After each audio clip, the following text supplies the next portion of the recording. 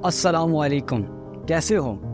अच्छा सुनो, तुम इस वीडियो के एंड तक इन तमाम सवालात के जवाब बहुत आसानी से जान जाओगे। और ख़ास तौर पर जब वो से लोग हमारी ज़ात के करीब आ जाते हैं तो वो हमसे क्यों उकता जाते हैं, वो हमसे क्यों बेजार हो जाते हैं, इस वीडियो में हम ये भी जानेंगे।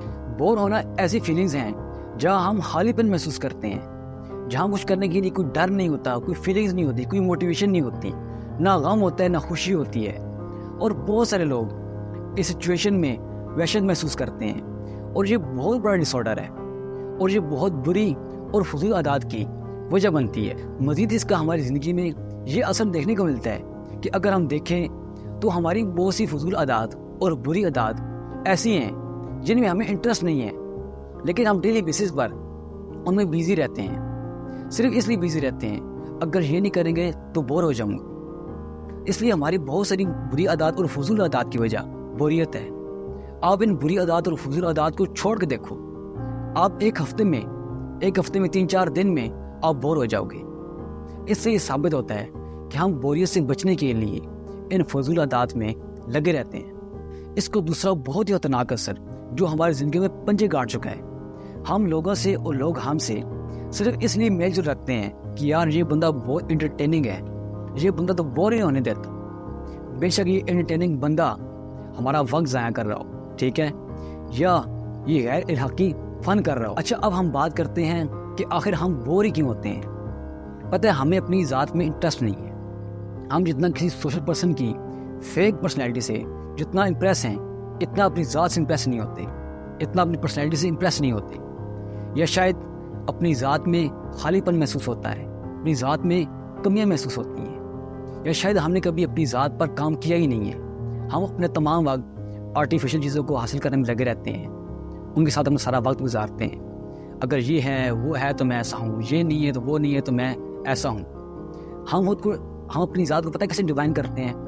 ये चीज़ है तो मैं ऐसा हूँ, वो चीज़ है तो मैं ऐसा हूँ। और मज़े की बात, हम अपनी इस कंडीशनिंग पर यकीन भी करते हैं और यही हमारा मेन प्रॉब्लम है।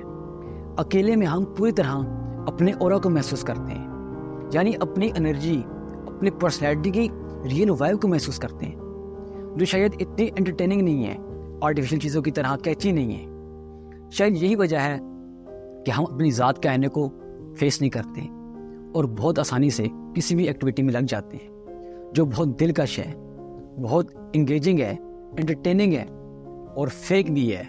हम खुद से और दूसरों से सिर्फ इसलिए बोर हो जाते हैं क्योंकि हम उनकी और अपनी रियल पर्सनैलिटी से कनेक्ट नहीं हो पाते। पता है इसकी मेन वजह क्या है? क्योंकि हमारी रियल पर्सनैलिटी खोखली है, फेक है, और हम सिर्फ मटेरियलिस्टिक चीज़ों के साथ कनेक्ट होने के आदी हैं, और हम अपनी ज़ात को भी मटेरियलिस्टिक चीज़ों से आरास्ता कर रखा है और लोग भी इसी से इम्प्रेस हो रहे हैं, जबकि हमारी अपनी ज़ात खोखली है, अपडेट नहीं है। आपको पता है हमारा काम हमें क्यों बोर करता है? अगर हमारा कोई काम हमें बोर कर रहा है या कोई सब्जेक्ट बोर कर रहा है तो इसकी एक ही मेन वजह हो सकती है कि हमें इसमें इंटरेस्ट नहीं है।